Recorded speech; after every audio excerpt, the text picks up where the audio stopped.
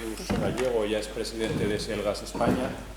Shell Gas España es una asociación que nace en 2012 con el objetivo de informar a cualquier ciudadano o asociación interesados en conocer el shale gas y mostrar el potencial que supondría para España, y en este caso para Asturias, cuál es la posibilidad de explotar gas no convencional de forma responsable y segura.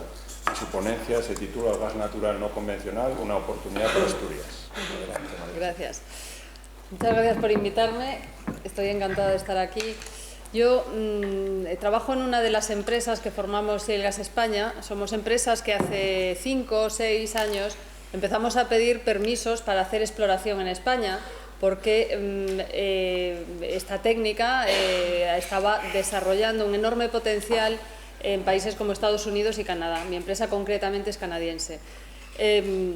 En Estados Unidos y Canadá esto ha creado una auténtica revolución en todos los sentidos. Estados Unidos ahora es independiente energéticamente, ha creado millones de puestos de trabajo y ha sido un gran negocio del gas, ¿no? Entonces no es de extrañar que las mismas empresas y otras empezaran a buscar oportunidades por todo el mundo, en todos los continentes y en todas partes donde había potencial.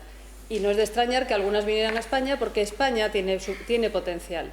No es una de esas cuencas enormes que nos enseñaba José Antonio, pero tiene su potencial en la medida de su tamaño. Lo que pasa es que desde el primer momento nosotros nos dimos cuenta de que teníamos que comunicar en qué consistía esta técnica, porque debería ser una buena noticia que una serie de empresas quieran venir a España a buscar gas natural, cuando el gas natural es una de las fuentes de energía que utilizamos, además en cantidad. Y debería ser una buena noticia, además, que todo el dinero que vienen a poner estas empresas sea para investigación, para investigar nuestros recursos, para el I+D, para eso que nunca tenemos dinero, pues precisamente para eso tenían dinero estas empresas. Y también parece que debería ser una buena noticia que en un país que tiene el 25% de paro vengan empresas a invertir. Y digo vengan, pero también hay empresas españolas que quieren hacer esta investigación. Pero es cierto que ya hace esos años esta tecnología empezaba a envolverse de una especie de leyenda negra que no se corresponde a la realidad, y está muy envuelta en mitos y en creencias y en miedo. Entonces, por eso creamos Shell Gas España, para participar en foros, para hablar, para informar, para comunicar y también para participar en el debate, para discutir. Claro que sí. Mi presentación va a hablar sobre economía, pero también va a hablar sobre comunicación. Y quiero empezar mostrando qué es un pozo. José Antonio lo enseñó también. Es que el desconocimiento suele ser tan enorme que la gente cree que los pozos son esas torres enormes que veíamos en la película Gigante o en las películas estas de petróleo. Esto es un pozo, más o menos tiene el tamaño de una persona y es algo muy limpio. Es decir, esto se construye en 2 meses, más o menos 2 o 3 meses, como vimos en el vídeo de José Antonio, y luego se queda así durante muchos años, durante 10 años, durante 15 años, el tiempo que dure la producción, 20 años o 30 años. ¿Qué ha pasado en Estados Unidos? Hay muchos estudios, hay muchísimos informes, porque de verdad que lo de Estados Unidos es lo que los americanos llaman una oportunidad en una generación. Es una oportunidad que se da cada muchísimo tiempo y esta realmente ha sido muy exitosa. Yo cojo los datos de un estudio que salió este verano de la Universidad de Harvard, que es una entidad de mucho prestigio, y creo que por lo menos deberíamos tener en cuenta los datos que dice. Dice que la revolución de los no convencionales, el gas y petróleo no convencional, ha conseguido aportar, representa una contribución al Producto Interior Bruto per cápita de 1.200 euros por persona. Es decir, incluso se cuentan las personas de aquellos estados en los que no hay producción. O sea, que es una cantidad muy importante. Además, ha creado 2,7 millones de puestos de trabajo. Y son puestos de trabajo muy bien remunerados, porque la media de los salarios duplica la media nacional de salarios. El gas ha bajado muchísimo de precio. El gas en Estados Unidos es ahora entre 3 y 4 veces más barato que en Europa. Y esto supone un ahorro por hogar de 714 euros al año. Y además toda esta producción genera unos ingresos fiscales que suponen el 13% del déficit nacional. Además, Estados Unidos, como decía antes, es independiente, es casi el primer productor del mundo de petróleo y de gas natural, por delante de Arabia Saudita y de Rusia. Esto es algo que nadie pensaba. Hace 10 años nadie podía preverlo. Es más, todas las potencias productoras estaban preparadas para exportar gas a Estados Unidos, y Estados Unidos tenía sus plantas para recoger ese gas y consumirlo. ¿Qué está ocurriendo ahora? Que los productores de Estados Unidos están pidiendo permiso para poder utilizar esas plantas, revertirlas y, en vez de importar, exportar. Nadie lo podía prever. Esta es la evolución del precio del gas en Estados Unidos. Estados Unidos es la barrita azul, no, perdón, la barrita verde que baja de precio. Y esto es Europa. Europa pierde competitividad. Muchas empresas, y algunas lo han dicho y ha sentado fatal en España, están proyectando sus inversiones en Estados Unidos, no en España. ¿Por qué? Porque es que allí el precio del gas es, como digo, entre 3 y 4 veces más barato. Nosotros tenemos un precio de la energía que es absolutamente falto de competitividad, disparatado. Y esa es, bueno, sabemos lo de Alcoa hace poco, ¿no? Hace poco Alcoa no cerró de milagro, pero es que es insostenible el precio del gas. Lo dicen todos los productores, todos los grandes consumidores de energía, todas esas empresas, esas industrias que utilizan energía, dicen que es insostenible. Ya se ha cortado donde se podía cortar, que eran los salarios, ya nuestros salarios no son lo que era, pero en la energía no se puede cortar de momento, a no ser que hagamos algo. Este es el estudio de Harvard al que me refería antes. Dirán ustedes, claro, pues sí, ahora Estados Unidos es más rico, es más independiente, ha creado mucho trabajo, pero claro, esto es malísimo para el medio ambiente. Bueno, es que este mismo estudio de la Universidad de Harvard dice que el gas natural es el único combustible que puede generar de una manera económicamente viable la reducción de las emisiones de carbono. Y no lo dice porque sí, es que lo dice porque en los últimos años, en la última década, las emisiones de carbono de Estados Unidos se han reducido al nivel de los años 90. Es decir, Estados Unidos cumple ahora las condiciones del protocolo de Kioto, y eso que Estados Unidos no lo ha firmado. Sin embargo, las cumple, y en cambio Europa no las cumple. Y esto es una gráfica del Panel Intergubernamental de Cambio Climático de Naciones Unidas, donde se ve perfectamente cómo se han reducido las emisiones de CO2 en los últimos años en Estados Unidos. También el Panel de Cambio Climático de la ONU dice que el gas natural, y reconoce el papel que ha tenido la fracturación hidráulica y los no convencionales en esta reducción de emisiones de CO2. Es decir, que lejos de ser malo para el medio ambiente, es todo lo contrario. Es bueno porque genera una fuente de energía que es mucho más limpia que otras que se estaban utilizando hasta ahora. ¿Y qué pasa con los acuíferos? Que es otro de los grandes miedos que tiene la gente. Bueno, se ha escrito muchísimo sobre este tema, pero todo el mundo que está en este mundillo llevaba años esperando el informe de la EPA. La EPA es la Agencia de Protección de Medio Ambiente de Estados Unidos. La EPA ha hecho varios informes, pero este concretamente le ha llevado a hacerlo 5 años. Es el estudio más serio que hay sobre el fracking. Han analizado 950 fuentes de información, han tenido 5 años de tiempo, y dice que las actividades de fracturación hidráulica no han llevado a impactos sistemáticos en los acuíferos. Es decir, que el fracking no causa estos impactos. Es cierto que puede haber una industria, si hay una industria muy intensiva, en algún sitio puede haber un accidente, y esto lo analiza este estudio. Analiza este estudio, pues que puede haber un vertido o que se vuelque un camión. Eso puede ocurrir en cualquier sitio. Pero este estudio dice, la EPA dice, que por fracking, por una operación de fracking, no ha habido ni un solo caso de contaminación de acuíferos. Y esto deberíamos tenerlo en cuenta. Bueno, me gustaría que vieran cómo es un pozo, cómo son los pozos de gas,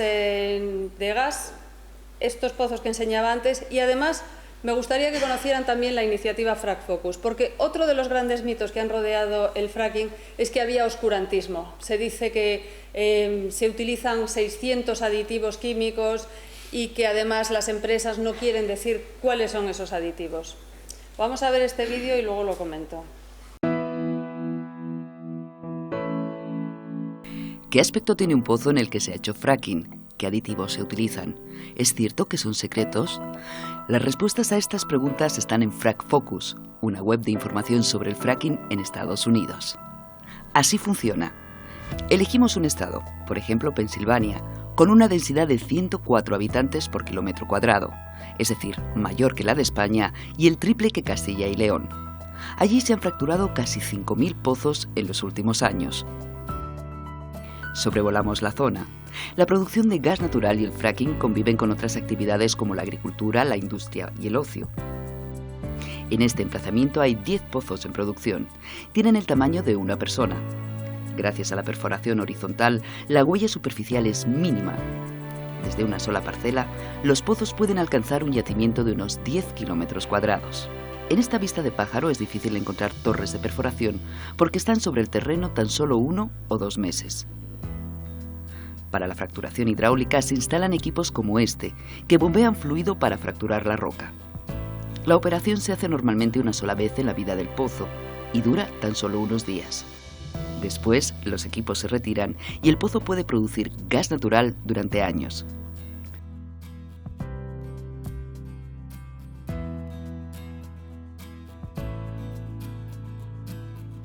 Cada pozo contiene una ficha técnica con datos como el volumen de agua y los aditivos que se han utilizado. La información de Frack Focus se actualiza constantemente. En la web hay datos de más de 85.000 pozos. Comenzó como una iniciativa voluntaria de la industria, pero ahora la comunicación de los aditivos es obligatoria en 25 estados de Estados Unidos. Sí, quería mostrar este vídeo porque es verdad, eso es uno de los grandes mitos que rodean el fracking, que los aditivos son secretos. Los aditivos en Europa desde luego no son secretos y los proyectos que tenemos que presentar tienen una descripción exhaustiva de los aditivos que se utilizan.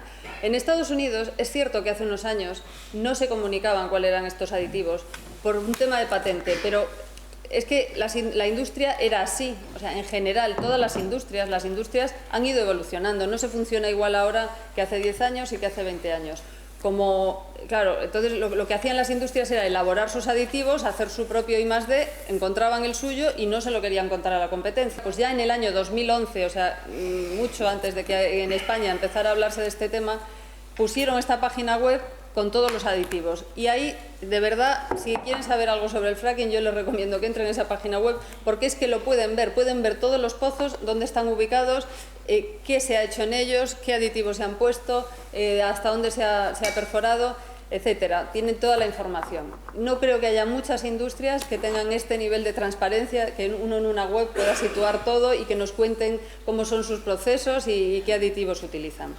Tenemos unos folletos que hemos hecho en Shale Gas España y quiero llamar la atención sobre algo que a mí me preocupa mucho y es la escala.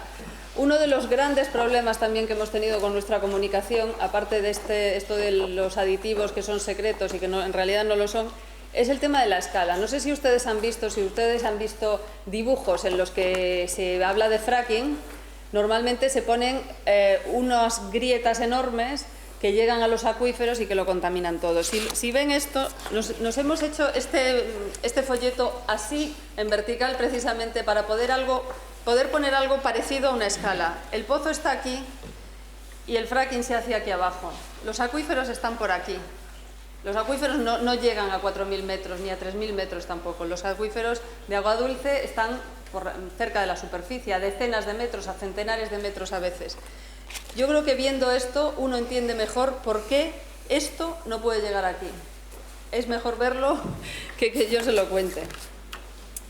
Bueno, como decía, muchas empresas llegaron a España igual que llegaron a otros países. ¿Por qué? Pues porque hay shale gas recuperable en muchos sitios del mundo. Y esto es parte de la explicación de por qué hay esta ola en contra.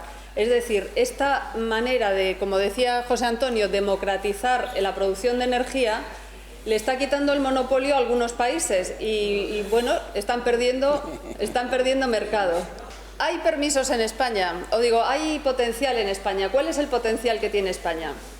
En España hay potencial y eso se sabe desde hace muchísimo tiempo. En la cuenca vasco-cantábrica, que es esta zona de aquí arriba, esta zona de aquí, que es donde están concentrados casi todos los permisos, se han hecho 202 sondeos en la historia. ¿Por qué se han hecho? Para hidrocarburos, algunos de los cuales hechos aquí por Antonio.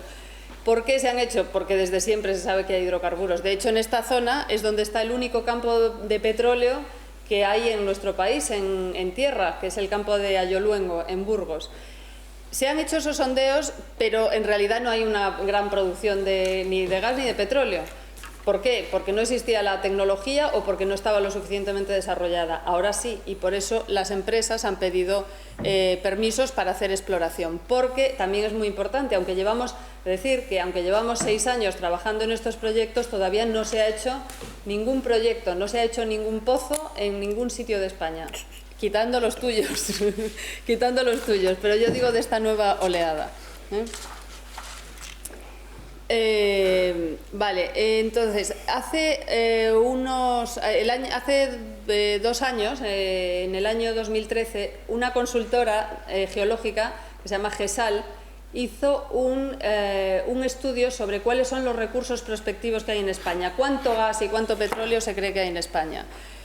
Ellos hicieron un estudio de las cuencas y llegaron a esta conclusión, que en España hay 2.500 BCMs, teniendo en cuenta que España consume más o menos entre 25 y 30 BCMs al año. 2.500 BCMs es mucho, nos daría para consumir toda nuestra necesidad de gas durante 90 años. La mayoría de ese gas es no convencional, 2.000 BCMs aproximadamente, y el resto es convencional. La diferencia entre el gas convencional y el no convencional es muy relativa, o sea, el gas es el mismo metano, exactamente el mismo, lo que pasa es que uno está en una zona y otro está en otra, esa es la diferencia. ¿Qué dice sobre estas zonas? Pues en el dominio 12, que es este de aquí, es la zona que tiene mayor potencial. Lo que dice este estudio es que la mitad del gas natural no convencional está en esta zona, en el dominio 12, que coge, como ven, un poquito de Asturias. Y en el dominio 11 dice que hay 381 BCMs de gas. Estos son recursos teóricos, son recursos que pueden estar ahí, pero para confirmarlo es necesario hacer exploración, que es en la fase en la que estamos todas las empresas. No hay ninguna empresa que tenga permisos de producción, ni solicitados siquiera, porque primero hay que hacer la exploración. La exploración dura aproximadamente 5 años y aunque, repito, que llevamos 6 años trabajando en ellos, todavía no podemos decir que haya arrancado la exploración, porque todavía no hemos conseguido hacer ningún sondeo. ¿Y para qué necesitamos gas? El gas es una de las fuentes de energía primaria que consumimos. Consumimos aproximadamente entre el 21 y el 24%, según el año, de nuestra energía procede del gas. Y ese gas lo compramos todo. Todo el gas que consumimos lo tenemos que comprar. La pregunta es, ¿por qué no intentamos saber si alguna parte de ese gas y de ese petróleo se puede producir aquí, sobre todo de gas, que es de lo que hay aquí? Además, no solo tenemos que mandar todos estos recursos fuera, sino que el precio de nuestra energía, como decía, es altísimo. Altísimo comparado con Estados Unidos, pero también comparado con el resto de los países de la Unión Europea. España paga, el consumidor doméstico, eso lo sabrá todo el mundo que pague una factura de gas, que es altísimo y ha subido muchísimo en los últimos años. España es el tercer país más caro en precio de la electricidad para consumidores domésticos. Solamente nos superan 2 islas, Malta e Irlanda. Islas tienen unas condiciones muy específicas y es lógico que tengan una energía más cara, pero España no tendría por qué tener la energía tan cara. ¿Y cómo puede impactar esta producción en nuestra economía? Bueno, eso hay que verlo cuando lo tengamos, pero hay proyecciones, hay estudios, hay este estudio que ha hecho la consultora Deloitte, que ha cogido los recursos prospectivos que hay en España y ha visto cómo esto puede impactar en nuestra economía. Si se desarrollaran estos recursos de gas y petróleo, pero sobre todo de gas natural, en la medida en que los tenemos, ¿cómo podría impactar? Y se ha fijado en 3 parámetros. El primero, la creación de empleo. Han hecho 3 escenarios, el más optimista, el más pesimista y el intermedio. Yo me centro en el intermedio y en el intermedio dicen que se crearían 260.000 empleos en el año de mayor actividad. En cuanto al Producto Interior Bruto, este estudio dice que se generarían en el año de mayor impacto también en un escenario medio 44.000 millones de euros.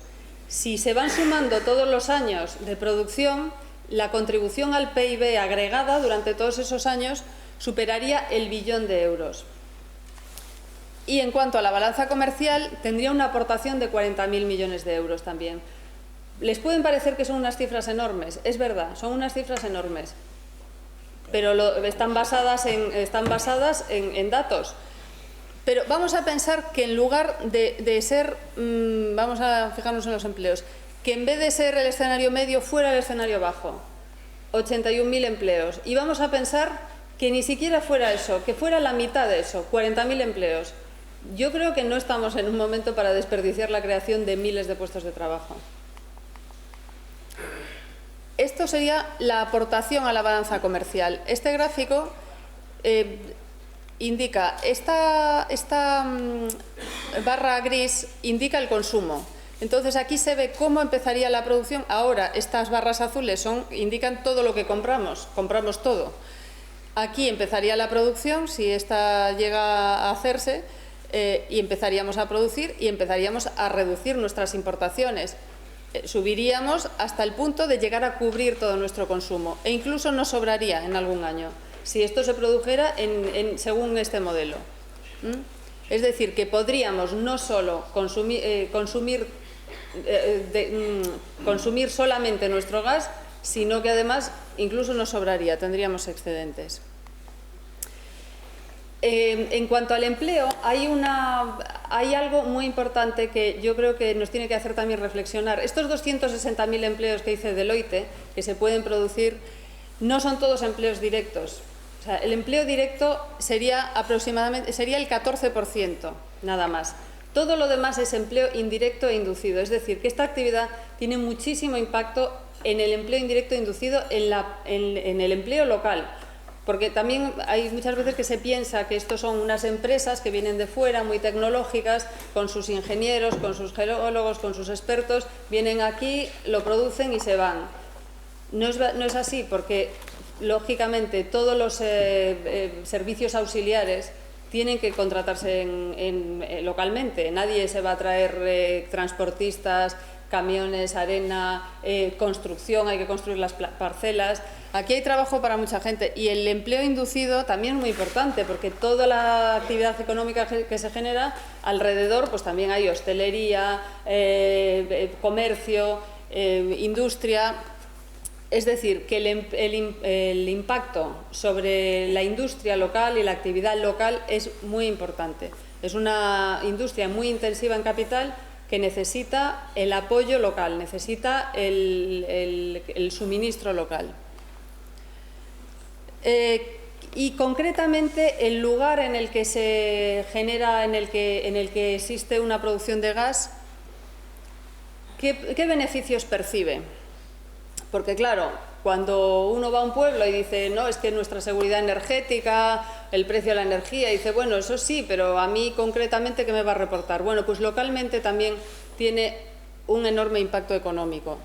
Solamente en concepto de impuestos, los ayuntamientos recibirán por cada pozo entre 300.000 y 600.000 euros, solamente con los impuestos municipales que hay ahora, el IBI, el ICIO, el impuesto de construcciones, instalaciones y obras, el impuesto de actividades económicas. Hay que tener en cuenta que construir un pozo es muy caro. Un pozo cuesta entre 10 y 20 millones de euros. Entonces, si cogemos un ICIO, por ejemplo, el impuesto de construcciones, instalaciones y obras, por ejemplo, de un 4% sobre 10 millones de euros o sobre 20 millones de euros, es una enorme cantidad. Entonces, por cada pozo, entre 300 y 600.000 euros. Además, hay una nueva ley que se aprobó en el mes de mayo que establece nuevos incentivos para los ayuntamientos y las comunidades autónomas. Y dice que para hacer un sondeo hay que pagar un canon de 125.000 euros por cada sondeo en tierra. Si es en el mar es mucho más caro, es de 600.000 euros. Además, cada pozo, en el tiempo que se está construyendo, emplea directa o indirectamente entre 50 y 150 personas. Y con esta nueva ley, además, hay otra serie de impuestos para la fase de producción. Esto que estábamos hablando es durante la exploración. Durante la exploración es como una actividad muy dirigida, muy localizada para ver dónde está la producción, cómo está el gas, etc. Es muy limitada, es una actividad muy limitada y es la que estamos intentando hacer. Si los resultados fueran positivos, habría producción. Entonces, la nueva ley que se ha aprobado en mayo establece que hasta el 4% de la producción haya que pagarlo en impuestos, que irá, dice la ley, irá destinada con especial intensidad a ayuntamientos y comunidades autónomas. No sabemos todavía exactamente cuál será el reparto, pero algunas veces el Ministerio en foros públicos ha dicho que sería 60% para el municipio, 40% para la comunidad autónoma, aunque eso no está en la ley. Y además seguiría durante la producción ese canon de 125.000 euros por sondeo. Además, esta nueva ley establece un porcentaje de la producción destinado a los propietarios de los terrenos.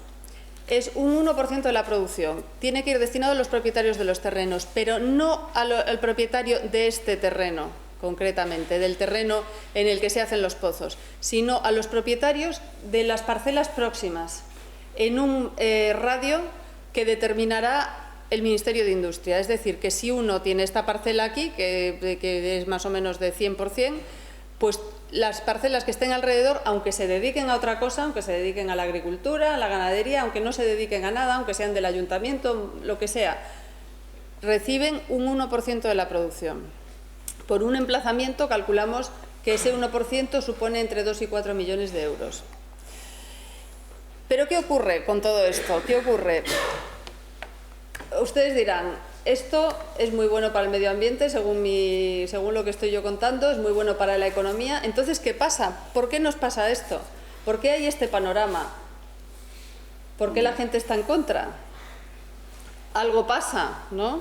Algo pasa. Bueno, yo creo que pasan varias cosas y en los minutos que me queda voy a intentar explicar un poco qué es lo que yo, que llevo ya unos cuantos años trabajando en esto, creo que pasa. ¿Por qué la gente tiene miedo a esta nueva oportunidad, que en realidad es una oportunidad?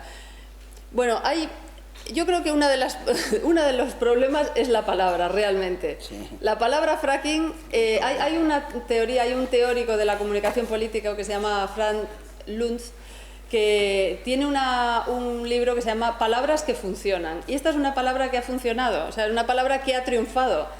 La gente la ha adoptado porque tiene además muchísimas connotaciones.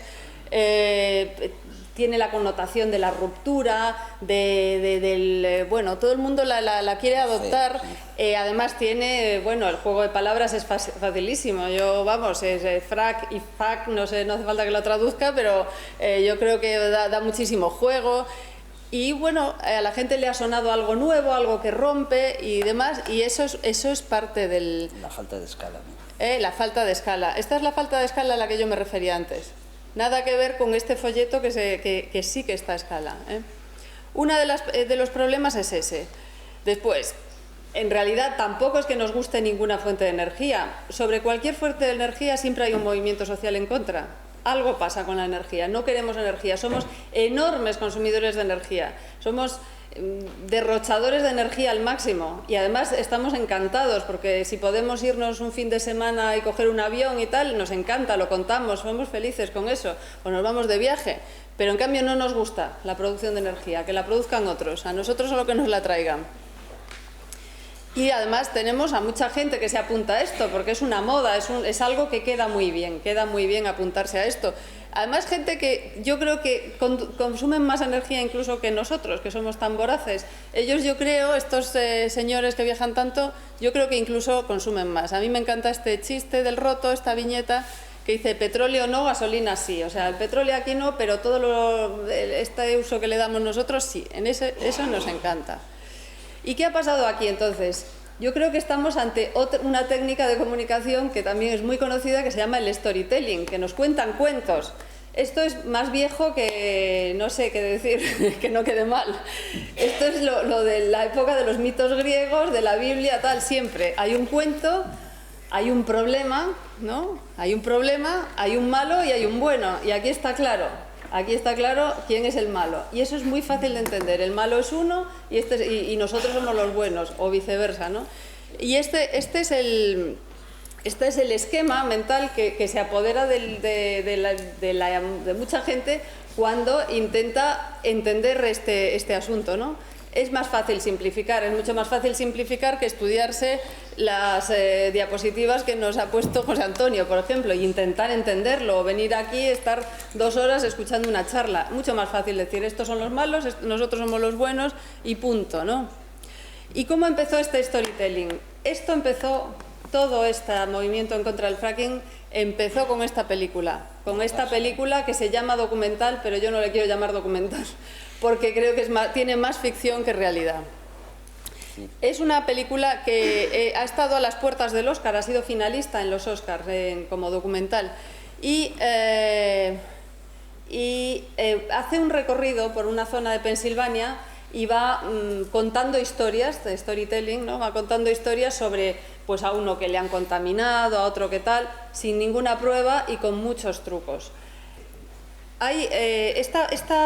Este documental, entre comillas, se ha extendido, y en toda charla que se precie en contra del fracking ponen este documental y ponen esta escena en la que supuestamente un granjero abre su grifo y le sale una llamarada. Quiero enseñaros un vídeo pequeño de 3 minutos hecho por otra persona que ha hecho el contravídeo de Gasland, y es un australiano que ha hecho, ha ido recorriendo esos sitios donde había ido el autor de Gasland, ha ido preguntando y ha visto qué había en realidad, ¿no?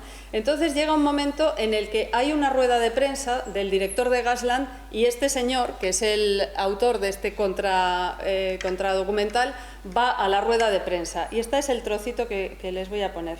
In the most famous scene in Gasland, people's tap water bursts into flames. Whoa, Jesus Christ. Because of these claims, fracking has been banned in many places, from Pennsylvania and New York to France and Bulgaria. But it took me only 5 minutes on the internet to discover that this claim of flammable water was very questionable. I went to a screening of Gasland in Chicago to ask Josh Fox about it. Isn't it true that there's reports decades before fracking started that there was methane in the water there? Can you identify yourself? My name's Phelan McAleer. Okay, where do you come from? I'm a journalist. Journalist from where? Ireland. From Ireland. Yes. Isn't it true? You're concerned about the fracking going on in Ireland? No, I'm concerned about the accuracy of the documentary. Okay, but I'm asking you what perspective. You're a journalist for what paper? Freelance journalist. Freelance. You write for a blog? No. Okay. There's a report from 1976. Well, I don't care about the report from 1976. There were reports from 1936 that people say they can light their water on fire in New York State. No, I'm curious about why you didn't include relevant reports from 1976 or 1936 in the documentary. Most people watching your film would think that lighting your water started with fracking. You've said yourself, people lit their water long before fracking started. Isn't that correct? Well, yes, but it's not relevant. Not relevant? Josh Fox, the director of Gasland, knew that one of the most dramatic scenes in his documentary probably had nothing to do with fracking, but decided not to tell his audience. Bueno, yo me pregunto qué hubiera pasado si no existiera el documental Gasland, si no existiera esa imagen tan icónica, tan aterradora. Entonces, 5 minutos para acabar. Lógicamente la gente tiene miedo. ¿Cómo no va a tener miedo si le están contando que el fracking atrae réplicas de terremotos lejanos, cosa que es una barbaridad absoluta, y lo dice un periódico serio como El País? Bueno, un periódico supuestamente serio, no lo sé. O por ejemplo, esta viñeta del roto, que antes lo puse para otro ejemplo, pero pone los males que aquejan al hombre moderno, la destrucción, la corrupción, la tortura, la violencia, Siria, el fracking, por Dios, o sea, este nivel, que es una cosa increíble. Claro, uno lee esto por la mañana y dice, pues esto debe ser malísimo. En Cuarto Milenio también nos han dedicado aquí un capítulo hablando además de una leyenda, un proyecto en el que se escuchaba el infierno en el interior, hablando de exorcismo, muerte ovni, pues también del fracking. Y después hay estas charlas informativas en los pueblos con una calavera, los peligros del fracking, vacas, que después esta vaca la hemos rastreado en internet y era un accidente de tráfico, pero bueno, la ponen ahí, es igual. Esta otra fotografía, también sacada de una presentación de un pueblo, que son pruebas nucleares en el desierto de Nevada, y también dicen que es por el fracking. En fin, bueno, el terremoto de Osa de Montiel, no sé si os acordáis, en Albacete, también lo achacaban al fracking, cuando aquí no se está haciendo fracking. Bueno, después también hay la parte festiva, ¿no? Las cañas contra el fracking, los pinchos contra el fracking, la patata contra el fracking, es decir, vamos a pasar un buen rato. Pero todo esto va generando un ambiente, ¿no? Vamos a pasar un buen rato y salvamos el mundo, ¿no? Y después, bueno, los políticos también se apuntan porque, claro, como queda bien y como está bien, pues aquí tenemos una serie de políticos. Revilla, por ejemplo, dice, yo no sabía lo que era el fracking cuando lo autorizamos. Bueno, después se da cuenta.